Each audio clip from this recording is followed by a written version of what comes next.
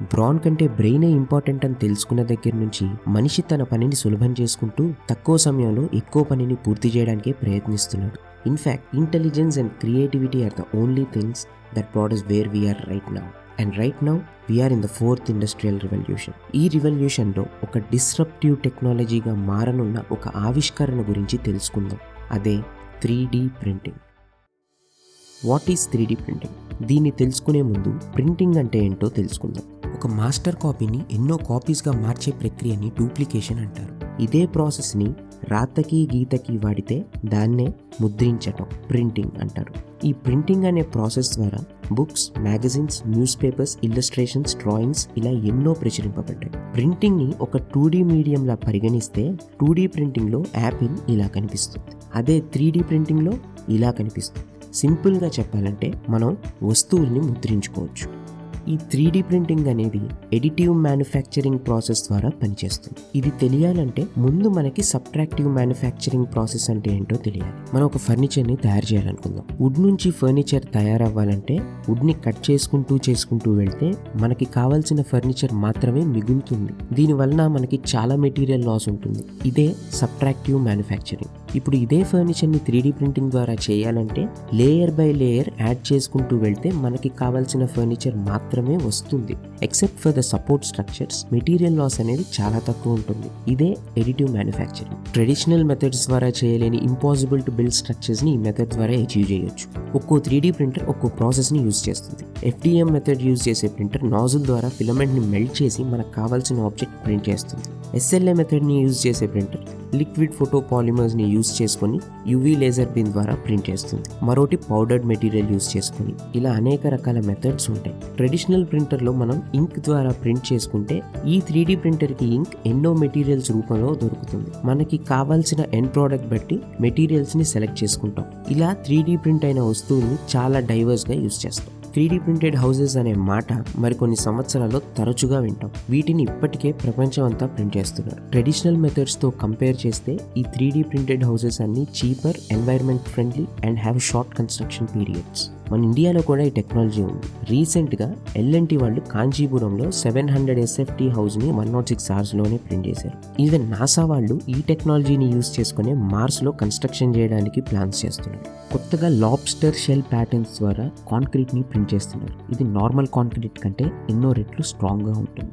Medical and health care ఫీల్డ్లో 3D printing ఒక revolution అవ్వబోతుంది. చేతులు కాళ్ళు కోల్పోయిన వారికి కాస్ట్ ఎఫెక్టివ్గా కస్టమైజ్డ్ ప్రాస్థెటిక్స్ని ప్రింట్ చేయొచ్చు. డెంటల్ ఇంప్లాంట్స్లా యూజ్ చేయొచ్చు.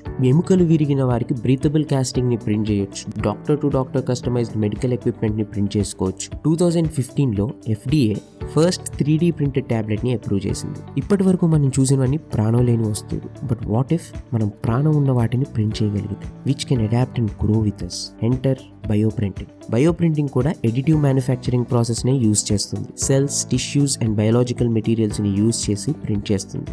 దీన్ని బయో ఇంక్ అంటారు. మన బాడీలో టిష్యూస్ని, సెల్స్ని కలెక్ట్ చేసి వాటిని కల్టివేట్ చేసి బయో ఇంక్ ద్వారా మనకి కావాల్సిన ఆర్గాన్ ప్రింట్ చేసి 0% రిజెక్షన్ రేట్తో ఆర్గాన్ రీప్లేస్మెంట్ చేయడమే ఈ బయో ప్రింటింగ్ యొక్క ముఖ్య లక్ష్యం. Where do we stand right now? 2002లో ఫుల్లీ ఫంక్షనల్ మినియేచర్ కిడ్నీని ప్రింట్ చేశారు. 2017లో ఓవరీని ప్రింట్ చేసి ఇన్ఫెర్టైల్ మైస్లో అమర్చి పిల్లల్ని కనేలా చేశారు. 2018లో కార్నియాని ప్రింట్ చేయడం జరిగింది. 2019లో first ever fully vascularised mini human హార్ట్ని ప్రింట్ చేశారు. అదే సంవత్సరంలో మినీ లివర్ని కూడా ప్రింట్ చేశారు. ఇది ప్రోటీన్స్ని ప్రొడ్యూస్ చేయగలదు, వైటమిన్స్ని స్టోర్ చేయగలదు అండ్ ఈవెన్ బైల్ని కూడా సెక్రీట్ చేయగలదు. ఇదే కాకుండా living skin with blood vessels, human cartilage ద్వారా రీకన్స్ట్రక్టివ్ సర్జరీలో యూజ్ చేయడానికి ఇయర్ని ప్రింట్ చేశారు. ఇదే బయో ప్రింటింగ్ ఫుడ్ ఇండస్ట్రీకి కూడా వచ్చేసింది. ఇప్పటికే ఎన్నో రెస్టారెంట్స్ వీటిని యూజ్ చేస్తున్నాయి. We can print unconventional designs that can be visually aesthetic.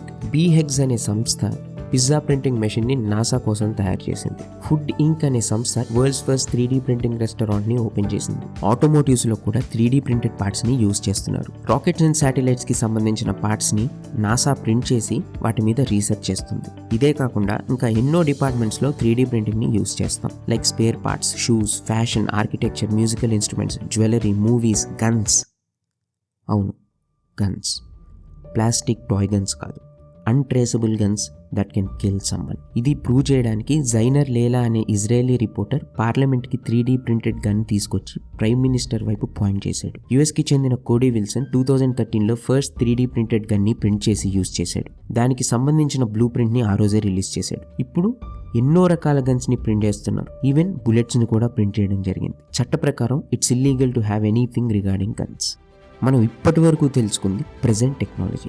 రానున్న రోజుల్లో 3D ప్రింటెడ్ ఫ్యూచర్ ఎలా ఉండబోతుందో తెలుసుకుందాం. బై 2024 3D ప్రింటింగ్ అనే మాట చాలా కామన్గా వినిపిస్తూ ఉంటుంది. ఇది $35.6 బిలియన్ ఇండస్ట్రీ అవుతుంది. By 2030 85% of the dental products will be 3D printed. 3D printed food అన్ని చోట్ల అవైలబుల్ ఉంటుంది. 3D ప్రింటెడ్ హౌసెస్తో బిల్డింగ్స్ రీప్లేస్ అవడం మొదలవుతాయి. By 2040 organ printing will be normal and is used all around the world. అదే సంవత్సరంలో 3D printed biovirus ని create చేయొచ్చు, which can even make us extinct. By 2050 70% of the world would be 3D printed. Building architecture మరింత ఫ్యూచరిస్టిక్గా ఈ year నుంచే చూడొచ్చు. Except brain, ఏ ఆర్గాన్ అయినా ప్రింట్ చేసుకోవచ్చు అండ్ ఈవెన్ మనిషి లైఫ్ని కూడా ఎక్స్టెండ్ చేసుకోవచ్చు. మార్స్, మూన్ మీద కూడా ఆటోనామస్ 3D ప్రింటర్స్ ద్వారా ఎన్నో బేసెస్ ఏర్పడిపోయి అందులో మనం నివసిస్తూ కూడా ఉండొచ్చు.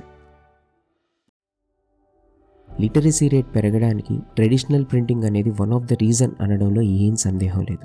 అలానే 3D ప్రింటింగ్ వచ్చిన తర్వాత విజువల్ లిటరసీతో పాటు క్రియేటివిటీ కూడా పెరుగుతుంది అనడంలో కూడా ఏ సందేహం లేదు. ప్రతి టెక్నాలజీకి వాటి యొక్క డిసడ్వాంటేజెస్ ఉంటాయి. అయినా డిస్ట్రాయ్ చేయాలి అని అనుకునే వాడికి 3D ప్రింటింగ్ అనేది వన్ ఆఫ్ ద పాత్ అవుతుంది. ఎందుకంటే 3D ప్రింటింగ్ రాకముందు నుంచే డిస్ట్రక్షన్ ఈ ప్రపంచంలో ఉంది. మనం ఇవాల్వ్ అవ్వాలా, ఎక్స్టింట్ అవ్వాలా అనేది మన చేతుల్లోనే ఉంది.